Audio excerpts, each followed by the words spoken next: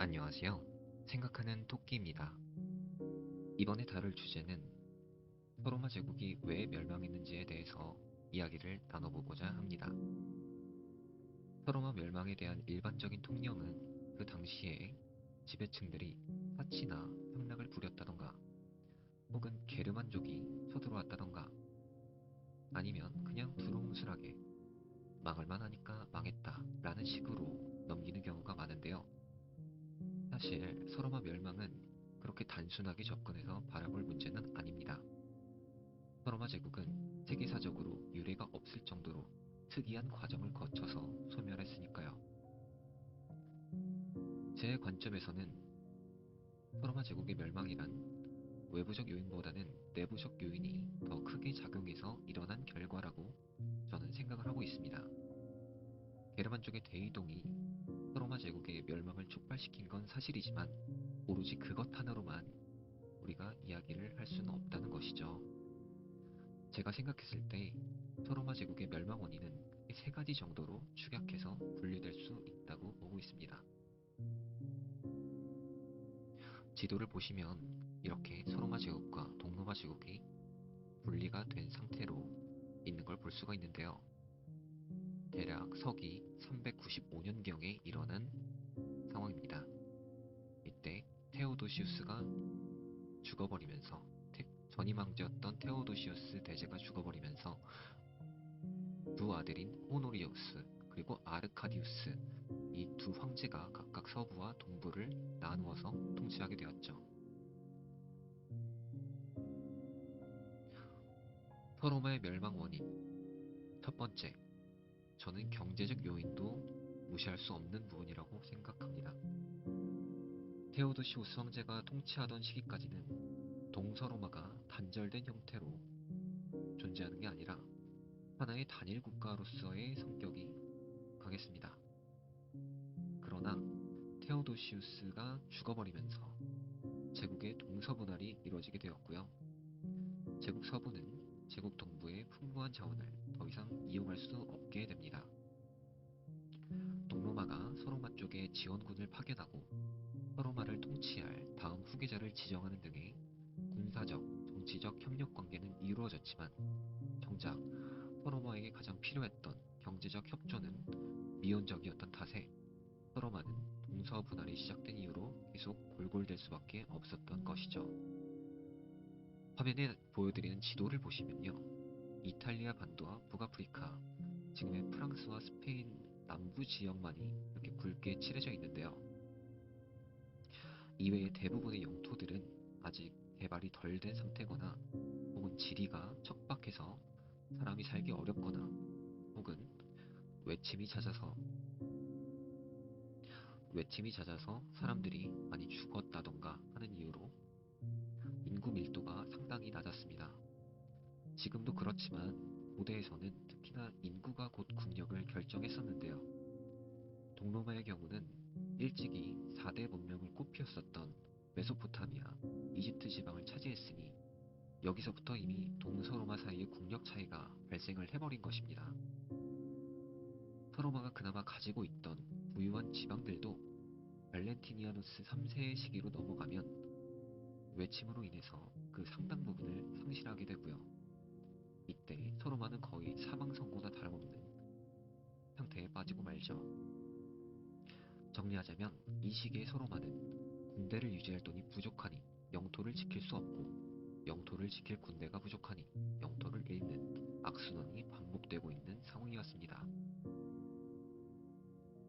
다음으로 정치적 요인을 꼽을 수가 있는데요. 서로마의 불안정한 정치제도와 낙후된 행정력은 서로마의 굉장한 골칫거리였습니다.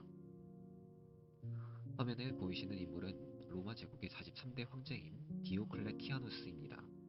로마 제국은 디오클레티아누스 황제 이후로 기존의 원수정을 폐지하고 도미나투스라고 불리는 새로운 통치체제, 즉 전제정을 실시하게 됩니다.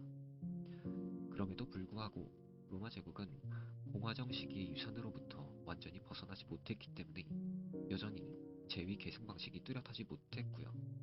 이는 잠재적으로 내전이 발생할 가능성을 증가시켰습니다.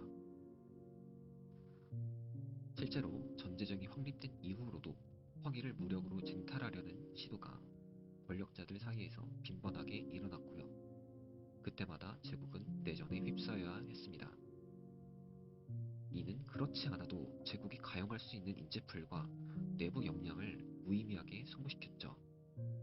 이는 이민족들이 로마 제국 영토를 침범해오는 상황에서도 예외가 아니었습니다.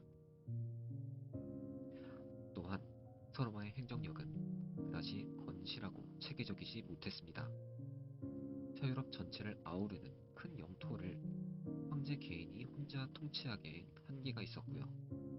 때문에 각 지역을 속주라는 행정 단위로 나누어서 각각의 속주에 총독을 파견하는 방식으로 이를 보완하려 했습니다만 제국 내부에 부정부패가 워낙 만연해졌던 탓에 세수가 제대로 거치지 않았죠. 심지어 제국의 수도로부터 멀리 떨어진 변방에서는 그러한 체계조차 제대로 마련되어 있지 않아서 중앙정부로부터 사실상 방치되다시피 할 정도였습니다. 이렇듯 서로마 제국의 불안정한 정치지도 낙후된 행정력은 서로 간에 안 좋은 시너지를 일으켜 내부적 모순을 촉발시켰죠. 동로마는 이 점에서 차라리 다행이었던 게 애초에 수도가 동방 쪽에 있는 콘스탄티노플로 옮겨갔죠. 그렇기 때문에 새로운 통치제도와 그에 걸맞는 행정체계가 동로마에서는 잘 수립되어 있었습니다. 어쩌면 이 부분이 서로마의 멸망을 좀 더 촉발시킨 동로마와 대비되는 그런 차이점이라고 볼 수 있겠군요. 다음으로 서로마 제국 멸망의 세 번째 원인으로서 지리적 요인을 꼽을 수가 있습니다. 전근대 시기의 국경은 주로 산맥이나 강과 같은 지형적 요소를 토대로 형성되는 경우가 일반적이었습니다. 로마 제국도 마찬가지로 알프스 산맥과 라인 도나우 강을 주축으로 해서 국경선이 확정 지어졌죠. 그런데 문제는 지도를 보시면 아시겠지만 유럽의 경우에는 자연 국경선으로 삼을 만한 지리적 요소가 거의 존재하지를 않습니다. 그나마 있는 게 알프스 산맥과 라인 도나우 강인데 알프스 산맥은 이탈리아 반도를 감싸고 있긴 하지만 로마 제국 국경선 전체를 덮어주진 못했고요. 라인 도나우 강은 이속이 빠르긴 하지만 겨울이 되면 강이 얼어붙어서 이 틈을 타 게르만족 같은 이민족들이 도하해에 들어올 위험성이 많았습니다. 지리적 요인이 얼마나 중요한지는 중국과 로마를 대비해보면 알 수가 있는데요. 중국 대륙의 경우에는 남쪽으로는 밀림이 빽빽하게 우거져 있고 동쪽으로는 서해라는 거대한 바다로 가로막혀 있으며 서쪽으로는 티베트 고원이라는 거칠고 험준한 땅이 넓게 분포가 되어 있기 때문에 사실상 이민족들이 드나들 수 있는 통로는 요서 지방의 산해관 정도밖에 없었습니다. 즉, 중국은 일단 대륙 전체가 통일되기만 하면요, 이론적으로 적은 비용으로도 충분히 방어가 가능하다는 이점이 있었죠. 그런데 로마 제국은 이민족들이 드나들 수 있는 침입 경로가 다양했기 때문에 국경을 방어하는 데 비용이 굉장히 많이 들었습니다. 이때에도 동로마가 서로마보다 나았던 점이 동로마는 발칸 반도가 이민족들에게 유린당하더라도요.